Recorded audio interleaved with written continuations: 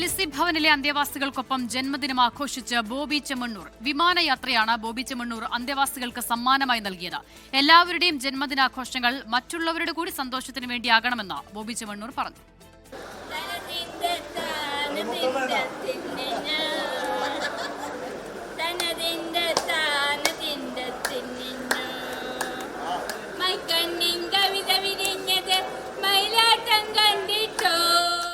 അമ്പത്തിയേഴാം പിറന്നാൾ ആഘോഷമാണ് പാറപ്പുറം കാഞ്ഞൂരിലുള്ള ലിസി ഭവനിലെ അന്തേവാസികൾക്കൊപ്പം ബോബി ചെമ്മണ്ണൂർ ആഘോഷിച്ചത്.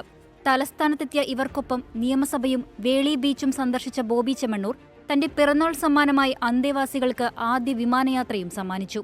കൊച്ചിയിൽ നിന്നും തിരുവനന്തപുരത്തേക്ക് ബോബി ചെമ്മണ്ണൂരിനൊപ്പം വിമാനയാത്ര ചെയ്തത് 36 അന്തേവാസികളാണ്. ഇതുപോലെ ഒരു സ്വപ്നം കാണാൻ ഒക്കൂലായിരുന്നു.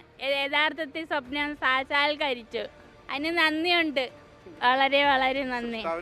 Happy birthday to you, happy birthday to you, happy birthday dear Bobby Chemmanur.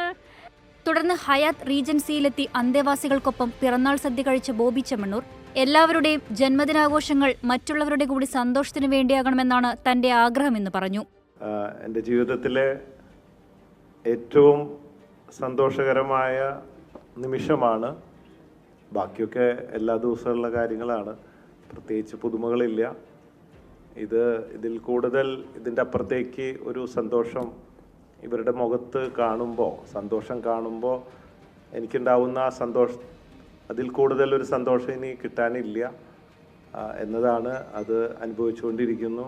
പിന്നാലെ ഉച്ചയോടെ ബോബി ചെമ്മണ്ണൂരിനൊപ്പം നിയമസഭയിലെത്തിയ ഇവർ സ്പീക്കർ തിരുവഞ്ചൂർ രാധാകൃഷ്ണനുമായുള്ള കൂടിക്കാഴ്ചയ്ക്ക് ശേഷം ബസ് മാർഗം എറണാകുളത്തേക്ക് തിരിച്ചു. 24 തിരുവനന്തപുരം.